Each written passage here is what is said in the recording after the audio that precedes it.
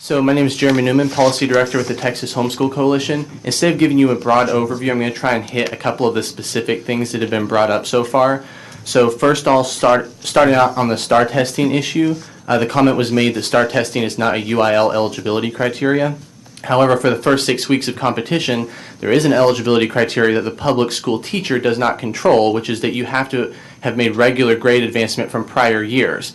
And that is what the National Standardized Assessment for Homeschoolers is designed to match, because public school students do have to pass regular STAR testing in order to pass their grades, in order to be eligible for that first 6 weeks. There was also the comment made earlier that the bill jeopardizes the freedom of homeschoolers because it separates the term homeschool from private school. To really briefly describe that, I think that's based on a misunderstanding of the way the Leeper decision works, because the Leeper decision defines homeschooling as a type of private school. Nowhere does it clarify that all homeschools are the same as all other types of private schools, which is why there are rules that apply to traditional private schools that do not apply to homeschools. And the comment was also made that most people don't want this. I'll just draw the committee's attention to the fact that there were 350 homeschoolers here earlier in the week lobbying on behalf of this bill. The petition on behalf of this bill online passed 5,000 yesterday, and Tim mentioned earlier that 77% of the poll respondents indicated that they supported access for homeschool students. And I really just want to also, I guess, really quickly address the argument. Someone mentioned earlier that THSC has previously been opposed to a testing requirement in the bill. I think that's based off of a misinterpretation of a comment that was made back in 2005, actually. And the comment was that we would not put homeschoolers under the control of the public school, either through testing or any other means. This doesn't do that, because it's a national standardized test that the parent chooses, and they can take it from a third-party location. And the comment, I want to address real fast the argument that seems to be made that because I don't want to participate, others should not be able to. That's not how most people would phrase it, but that is exactly the effect, in my opinion.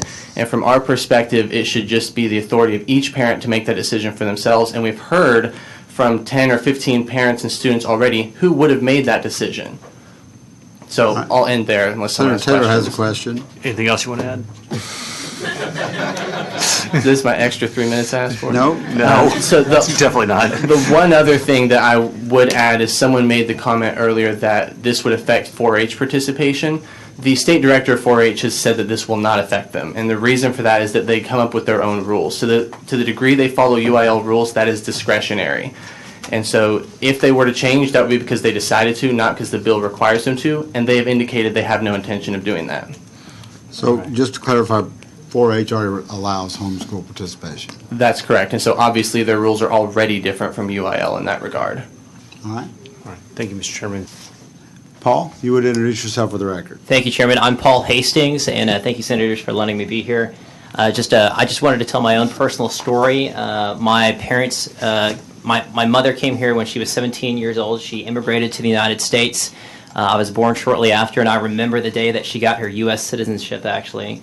I was homeschooled my entire life from kindergarten through 12th grade. My siblings were as well.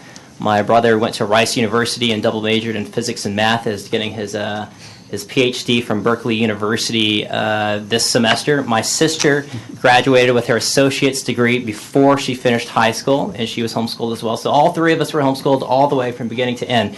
The really interesting thing for me personally is growing up, you know, I grew up in Lago Vista, which Senator Watson actually represents. And I grew up in Lago Vista, and it's a small town of 5,000 people, and every week the newspaper would come out, and there'd be these pictures of my friends there from church, you know, from the church that I attended in Lago Vista at that time. And there they would be getting like speech and debate medals, and, you know, they'd be getting awards for track and field and basketball. But I wasn't given that option. My wife, she would be here today testifying as well. She was homeschooled her entire life, except we're expecting our first child next week. So she's not here for obvious reasons. I might get a call at any moment. But so she was homeschooled her entire life in Kansas, where laws are different. And so, you know, they do allow students up there to participate, but not here in Texas. And I'd love the opportunity for my daughter, when she's born, that, you know, I'm gonna pay property taxes. This is my first year paying property taxes because I own my own place this year, thank God, you know.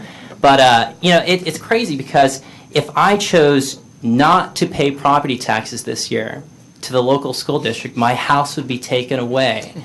But the local school district can choose not to allow me to participate, or my kids to participate, yet I have no recourse except to be here in this room.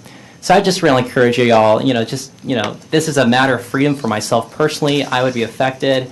As an immigrant son, I see America as the land of opportunity. I would love that opportunity for my kids as well. Thanks. Thank you, Paul.